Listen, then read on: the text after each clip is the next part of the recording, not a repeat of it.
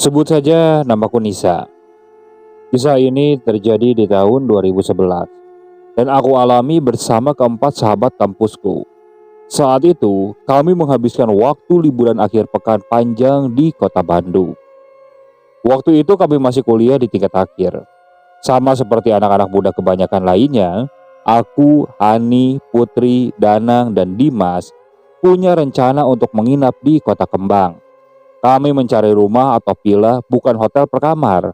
Jadi bisa lebih leluasa untuk melakukan kehebohan tanpa harus khawatir mengganggu orang lain.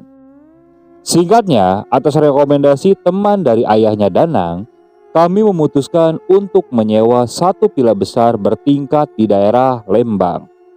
Menurut Danang, teman ayahnya ini bilang kalau villa ini memiliki lahan yang luas, jadi tidak berdempetan dengan villa atau bangunan lainnya.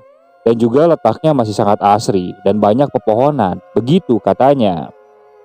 Singkatnya, akhirnya kami setuju untuk berlibur selama 4 hari 3 malam di situ. Begitulah rencana kami saat itu. Kami berangkat menggunakan mobil Dimas. Kami berangkat pada hari Kamis pukul 10 pagi menuju kota Bandung. Bertepatan dengan musim liburan sekolah, ditambah pula dengan long weekend, aku yakin kalau Bandung akan padat dan ramai oleh wisatawan. Kami menyusuri jalan tol Cipularang yang kala itu belum terlalu ramai. Kami bersenda gurau sepanjang perjalanan. Dimas yang duduk di belakang mengendarai mobilnya dengan kecepatan sedang. Seperti biasanya, kami sangat senang dan gembira ketika sedang liburan seperti ini. Menghabiskan waktu bersenang-senang dengan sahabat erat, sungguh akan menjadi waktu yang menyenangkan seharusnya. Sekitar pukul 12 siang, kami akhirnya sampai di Tol Paster, pintu gerbang masuk ke Bandung kalau kata orang Jakarta bilang. Pak Epi, saya sampai villa sekitar pukul 3-an ya, mau cari makan dulu Pak. Begitu kata Danang berbicara melalui ponselnya dengan Pak Epi. Pak Epi ini adalah penjaga villa tersebut. Sesampainya di Bandung, tujuan pertama kami adalah makan di salah satu rumah makan favorit di Cihampelas. Baru setelah makan, nantinya kami akan langsung menuju villa. Selesai makan sekitar pukul 2, kami mengikuti rencana kami langsung menuju villa. Dari Cihampelas, kami lewat Cipaganti, lalu menyusuri jalan Setiabudi menuju Lembang. Sesampainya di ujung Setiabudi, tepatnya di depan terminal, Dimas membelokkan kendaraannya ke kiri, masuk ke jalan Sersan Bajuri. Kenapa nggak lurus aja mas? Tanya aku penasaran. Enakan lewat sini, gak macet, pemandangannya juga lebih asik. Begitu kata Dimas. Ya sudah, kita menurut saja.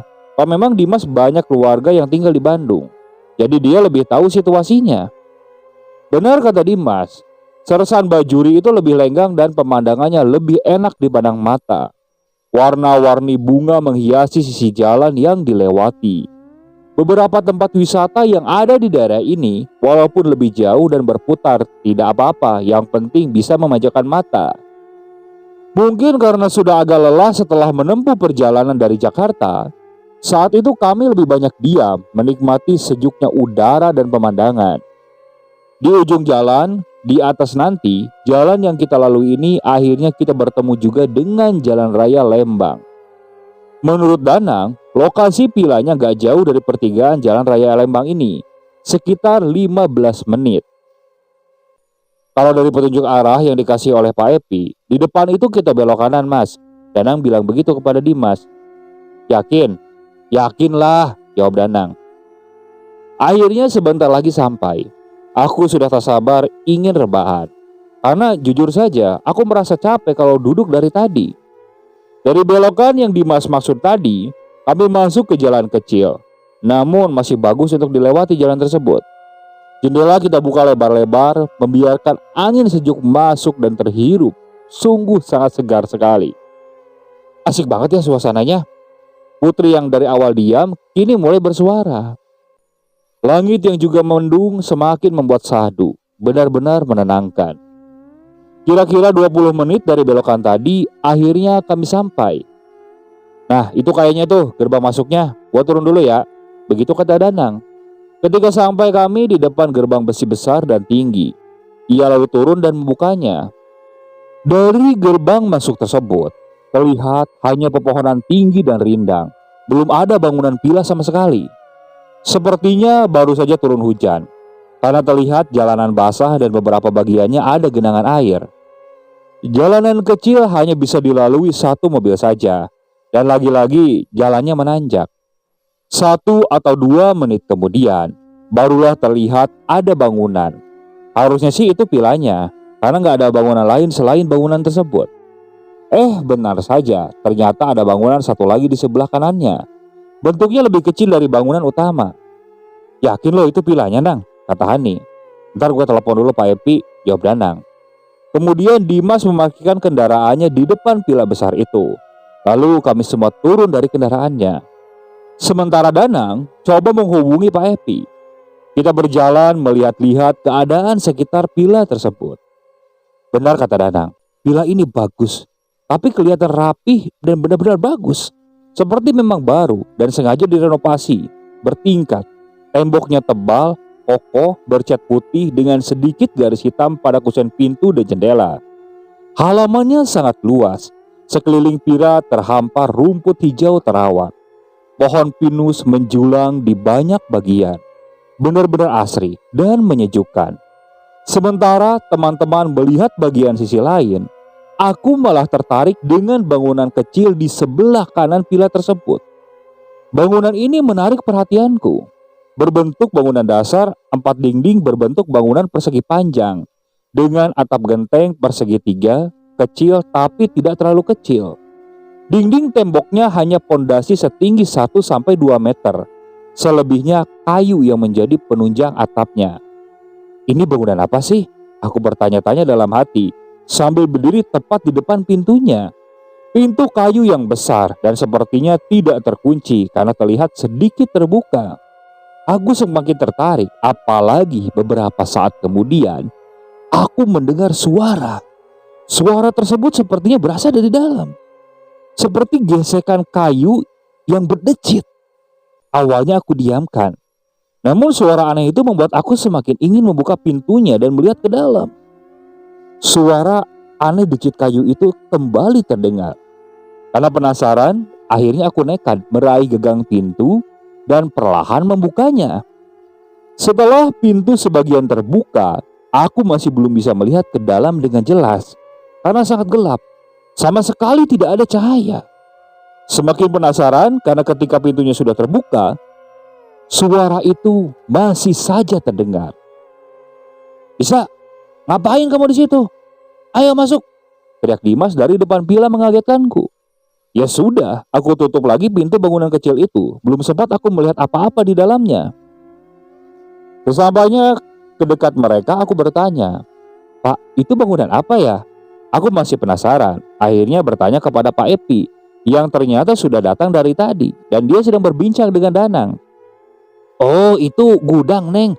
Jangan masuk ke situ, kotor. Banyak barang-barang jelas," begitu kata Pak Epi sambil menghisap rokok. Lelaki berusia 40 tahunan itu bertubuh kurus dan memiliki kumis yang tebal. Oh, ternyata gudang. Tapi aku masih penasaran dengan bunyi misterius yang terdengar dari dalam. Tadi suara apa itu? "Ini di dalam sudah siap semua. Gas untuk masak, kompor, air minum, kopi, teh sudah ada semua. Termasuk kayu bakar dan perlengkapan panggang sudah ada di belakang. Kamar juga sudah bersih. Pokoknya tinggal isi weh," begitu kata Pak Epi dengan logat Sundanya. "Saya tinggal di bawah situ, cuma 5 menit sih kalau dari sini. Kalau ada apa-apa atau perlu apa-apa telepon aja. HP 24 jam siap sedia." Sekalian beliau juga cengengesan di akhir kalimatnya. Sungguh orang ini terlihat sangat menyenangkan. Gak lama setelah itu, Pak Epi pergi dengan motornya meninggalkan kami. Udara dingin sejuk terhirup ketika kami masuk ke dalam villa. Bangunan yang sangat bersih, lantai terbuat dari keramik berwarna gelap, khas bangunan zaman dulu. Dinding tebal didominasi cat berwarna putih bersih. Kami langsung menemui ruangan tengah dengan sofa kulit besar dan meja di tengahnya menghadap tipit tabung besar di sisi berlawanan. Ruangan tengahnya sangat besar. Ada 2 kamar di lantai dasar. Di bagian belakang tempatnya dapur dan 2 kamar mandi bersebelahan. Di depan kamar mandi dan dapur ada tangga yang menuju ke lantai atas. Aku lalu naik ke atas. Di atas ada 3 kamar. Gak ada kamar mandi, tapi ada ruangan tengahnya juga, tapi gak ada TV. Terasnya cukup besar, jadi tempat bersantai di lantai atas bagian depan. Di bawah ada 2 kamar. Di atas ada 3 kamar.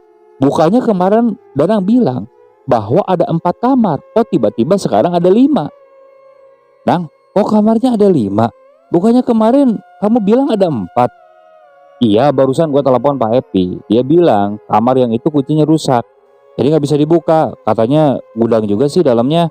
Jawab Danang sambil tangannya menunjuk ke arah kamar depan yang letaknya di sebelah kiri TV. Oh gitu ya? Emang seberapa susah sih memperbaiki kunci pintu sampai dibiarkan kamarnya tertutup rapat?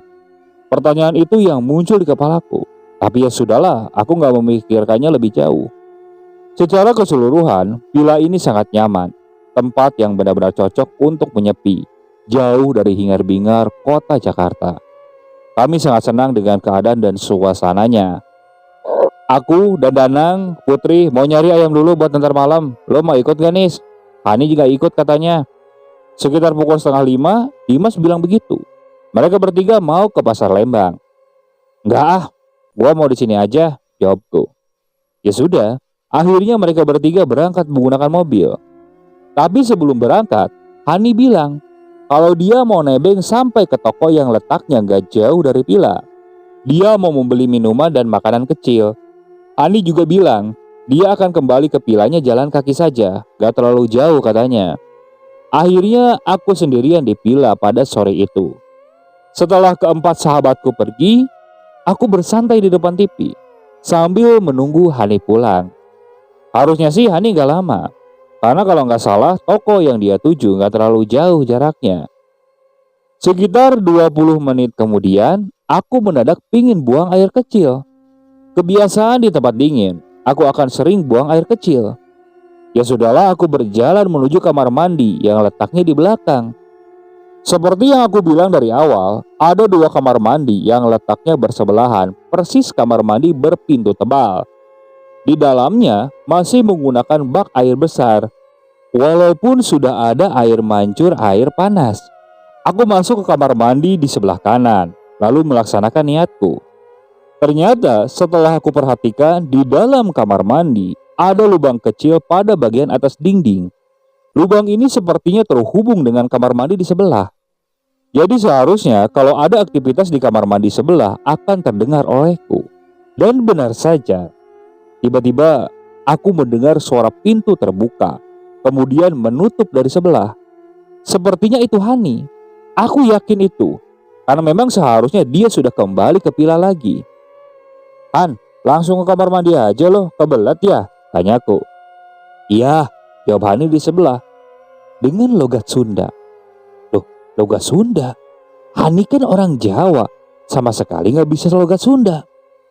Alah, baru berapa jam di kota Bandung udah bisa logat Sunda lu Han, lebay ah.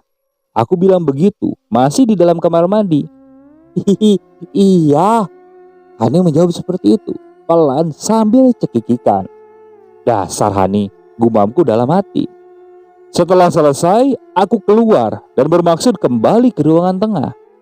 Tapi ketika sedang berada di depan kamar mandi, aku melihat kalau pintu kamar mandi sebelah dalam keadaan terbuka dan di dalamnya kosong. Hani kemana? Kok gak ketahuan keluarnya? Aku pikir begitu. Mungkin Hani sudah masuk ke kamarnya di atas.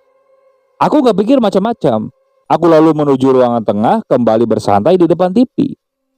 Ketika sedang asik-asiknya bersantai, tiba-tiba Hani muncul dari pintu depan, membawa serta banyak belanjaan di kedua tangannya. Aduh, ternyata tokonya agak jauh ya. Capek gua jalan kaki, mana nanjak lagi, aduh. Begitu kalimat pertama yang muncul dari mulutnya. Ia lalu merebahkan tubuhnya di sofa. Han, lu baru datang emang? Beneran baru datang? Tanyaku sangat penasaran. Lah iya, emang kenapa kok kaget? Melihatku kayak ngeliat setan aja lu, jawab Hani. Lu gak bercanda kan? Gak lagi ngerjain gua kan? Tanyaku sekali lagi. Enggak Nis, ini keringat gua juga masih bercucuran kayak habis siking. Ada apa sih emangnya? Nggak ada apa-apa, jawabku pendek. Kalau Hani baru saja datang, lalu siapa yang tadi di kamar mandi sebelah? Singkat cerita, malam pun tiba. Sekitar pukul 7, Dimas, Danang, dan Putri akhirnya kembali ke villa dengan semua keperluan kami. Aku yang sore tadi baru saja mengalami kejadian janggal, sudah bisa sedikit tenang dan sedikit melupakan ketika semuanya akhirnya berkumpul di villa. Malam pertama, kami menghabiskannya dengan barbekyuan di teras atas, berbincang senda gurau sambil menikmati dinginnya malam. Oh iya, dari teras atas ini, kita bisa menikmati juga city light yang menjadi pemandangan indah. Sungguh saat-saat yang menyenangkan. Seperti yang kubilang tadi, aku akan sering buang air kecil ketika sedang berada di udara dingin. Sekitar pukul 9 malam, hasrat itu muncul. Aku pingin buang air kecil lagi. Gua ke bawah dulu ya, aku kebelat. Aku bilang begitu. Wah, beser lu Nis kalau di Bandung. Perlu ditemenin gak? Kata Dimas. Gak perlu, sebentar kok, jawabku. Lalu aku bergegas ke bawah. Sementara keempat temanku tetap berada di teras atas.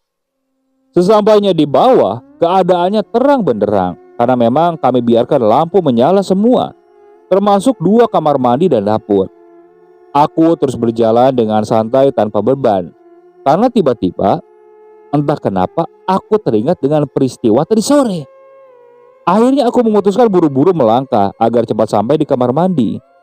Aku memilih kamar mandi yang sebelah kanan lagi. Sebelum masuk, aku melihat kalau kamar mandi kiri pintunya dalam keadaan terbuka. Sesampainya di dalam, aku langsung pipis. Dalam keparnoan yang muncul lagi, aku menjadi was-was ketika terdengar kalau pintu kamar mandi di sebelah ada yang menutupnya. Ya, pintu kamar mandi tersebut tertutup. Awalnya aku diam, sambil terus menajamkan pendengaran, tapi tak ada suara lagi. Akhirnya, aku pun penasaran. Putri, Hani, lo ya? Jangan bercanda deh kalian, begitu ucapku. Tidak ada jawaban.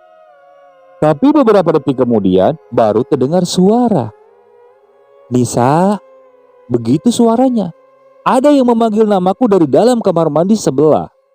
Suaranya terdengar jelas, diakhiri dengan suara tawa tertahan. Sontak aku langsung keluar kamar mandi. Aku lalu lari menuju lantai atas tanpa sedikit pun melihat ke belakang. Sesampainya di atas, Nis, kenapa muka lo gitu? Tanya Putri sesampainya aku di teras atas. Ada yang aneh di villa ini? Jawabku pelan. Aneh gimana? Tanya Danang yang ikut penasaran. Lalu aku ceritakan kepada mereka semua kejadian yang baru saja aku alami dan sore tadi. Mungkin gak sih kalau cuma perasaan lo aja Nis? Hani coba mencari celah logika. Gak, gue yakin gue dengar suara itu jelas banget. Aku bersikuku. Jadi tolong malam ini kita tidur bareng-bareng aja ya. Gue takut. Mereka setuju. Saat itu mungkin mereka berpikir supaya aku merasa tenang saja. Akhirnya sekitar pukul 11 malam acara berbincang-bincang selesai. Lalu kami masuk ke dalam karena udara sudah semakin dingin menusuk tulang. Benar, akhirnya kita tidur bersama dalam satu kamar. Tetapi ketika pertama kali masuk kamar, hanya aku, Putri, dan Hani. Sementara Dimas dan Danang masih ingin menonton TV di bawah. Mungkin karena sudah lelahnya badan ini, aku jadi gak kesulitan untuk tidur. Ketika sudah bertemu bantal dan selimut, aku langsung terlelap. Tapi hanya sebentar. Pada pukul 1 dini hari, tiba-tiba aku kebelet ingin buang air kecil. Posisi tidur kami bertiga berjajar di atas tempat tidur yang sangat besar. Aku berada di sisi sebelah pinggir, Hani di tengah, sedangkan Putri di bagian ranjang di dekat dinding. Tidurnya pun menghadap dinding. Aku hanya melihat punggungnya saja. Sebelum berjalan ke bawah, aku duduk sebentar di pinggir tempat tidur, mengucek-ngucek mata, mengumpulkan kesadaran. Nis, mau kemana? Tiba-tiba suara Putri terdengar bertanya. Mau pipis, Put? Jawabku pendek sambil melirik ke arah Putri yang masih saja menghadap ke dinding. Lalu aku melihat Putri hanya menggeleng tanpa bersuara. Sementara Hani masih terlelap. Aku lalu berjalan keluar kamar dan menuruni tangga menuju kamar mandi. Di bawah, aku melihat Danang, Dimas, dan Putri. Mereka bertiga masih asik ngobrol di depan TV. Dan di sana ada Putri ternyata. Aku menghentikan langkah di ujung tangga ketika sadar akan hal itu. "Kenapa lo, Nis?" jawab si Dimas. "Habis lagi lo?" tanya Danang. Aku lalu ke kamar mandi karena memang sudah sangat kebelet pipis. Setelah selesai dari kamar mandi, aku lalu menceritakan kejadian yang baru saja aku alami. Kemudian kami semua naik ke kamar atas untuk memeriksa keadaan. Dan benar saja, di dalam kamar hanya ada Hani sendirian yang masih saja terlelap. Tidak ada siapa-siapa lagi. Keesokan harinya kami bangun agak siang karena semalam kurang tidur, membahas beberapa peristiwa yang aku alami. Pada pukul 10 kami berkumpul semua di ruangan tengah. Nasi goreng buatan Hani menjadi santapan pagi itu. "Nanti gua sama Danang Jumatan di masjid yang di depan itu ya, agak jauh kok. Nanti beres Jumatan baru kita jalan muter-muter Lembang," begitu Dimas bilang di tengah kami sedang makan. Begitulah pada pukul 12 siang Danang dan Dimas benar menuju masjid di depan untuk sholat Jumat. Aku bersama Hani dan Putri menunggu di pila sambil bersiap untuk keluar. Sambil menunggu Dimas dan Danang Jumatan, aku mencari udara segar dengan berkeliling di sekitar pila. Sementara Hani dan Putri mandi dan bersiap. Siang itu cuaca sangat cerah, langit biru nyaris tanpa awan. Tapi tetap saja udaranya sejuk dan dingin. Aku terus berjalan melihat-lihat sekitar. Sampai akhirnya lagi aku mendengar suara. Suara yang persis sama dengan yang aku dengar ketika aku tiba di pila ini. Suara decit kayu yang seperti diinjak atau digesek. Seperti itu. Sumber suaranya juga sama. Dari dalam bangunan kecil yang ada di samping kanan pila. Menurut Pak Epi itu adalah gudang kotor. Yang kebetulan saat itu aku sedang berdiri gak jauh dari situ. Penasaran? Aku lalu melangkah menuju pintu gudang. Semakin dekat jaraknya, makin jelas suara kriet-kriet itu terdengar. Agak ragu ketika akhirnya aku sampai di depannya. Antara takut dan penasaran. Tapi akhirnya rasa penasaran mengalahkan segalanya.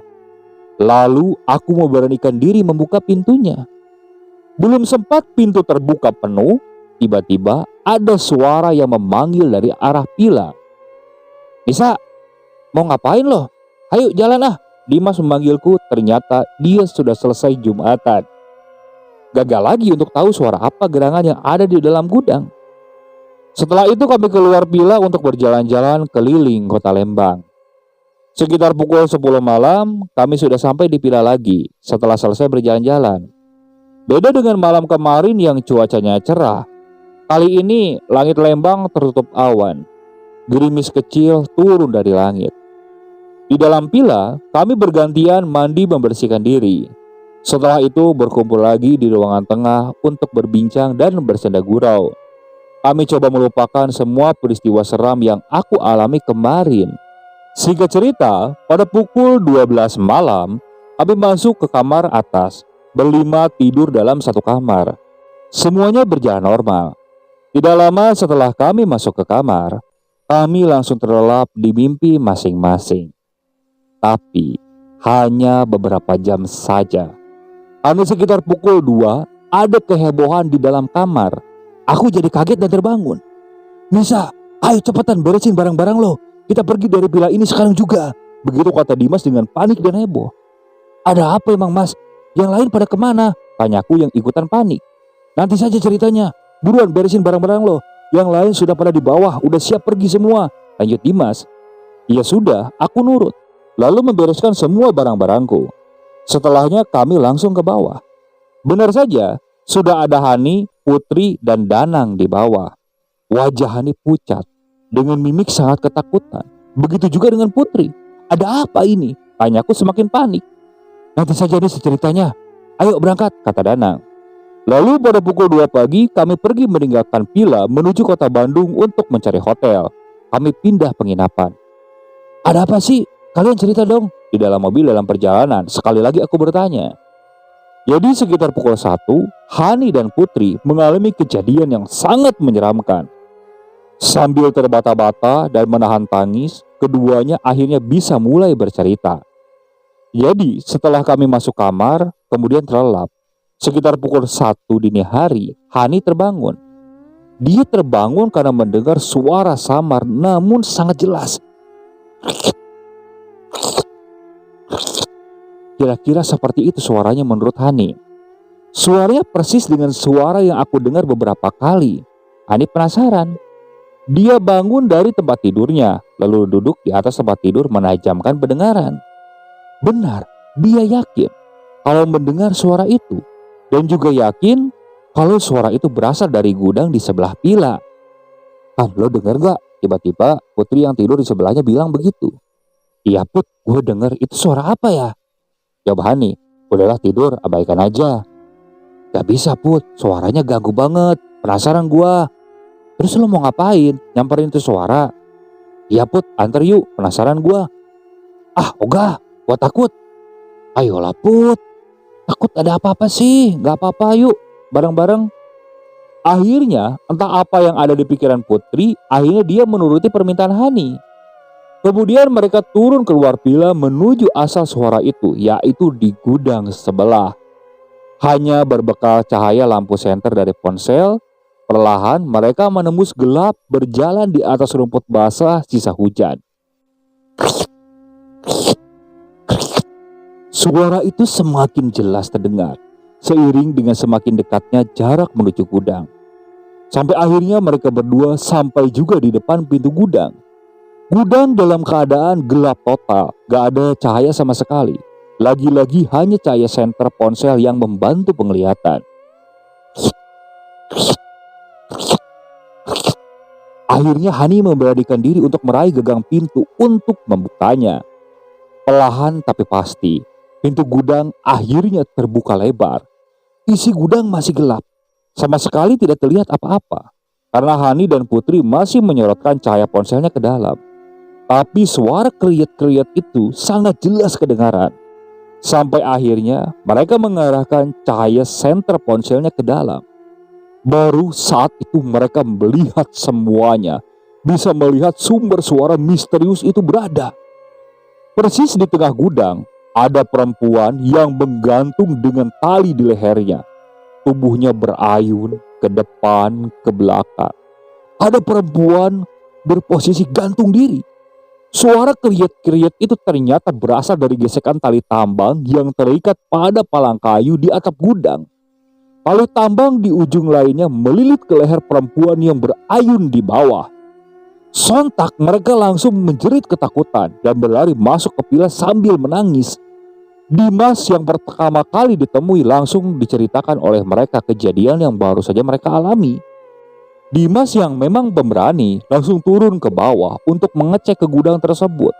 Tanpa ragu, dia langsung mengarahkan lampu senternya di sana. Namun di gudang itu tidak ada apa-apa. Hanya kosong melompong. Tak ada orang yang gantung diri di gudang. Dimas tidak menemukan apa-apa. Makanya setelah itu mereka langsung membangunkanku yang masih tidur di kamar atas. Itulah alasannya kenapa kami memaksakan diri untuk meninggalkan villa saat itu juga. Bahkan sampai esok paginya sempat Danang menghubungi Pak Epi, menceritakan semuanya. Tapi apa jawabannya? Katanya di sini baik-baik saja, tidak ada apa-apa. Tak ada jawaban yang pasti yang bisa menjelaskan cerita yang kami alami di villa tersebut. Namun itu benar-benar menjadi pengalaman yang benar-benar menakutkan bagiku dan keempat sahabatku. Oke, sekian untuk cerita kali ini. Saya mohon maaf apabila masih banyak kurangan dalam pembawaan ceritanya. Saya ucapkan banyak terima kasih kepada para penonton yang masih terus setia mengikuti cerita dari channel Keramat Horor ini. Semoga kalian selalu diberikan kesehatan, dilancarkan rezekinya, dan dijauhkan dari musibah. Terus ikuti cerita yang dibawakan oleh channel Keramat Horor ini. Assalamualaikum warahmatullahi wabarakatuh.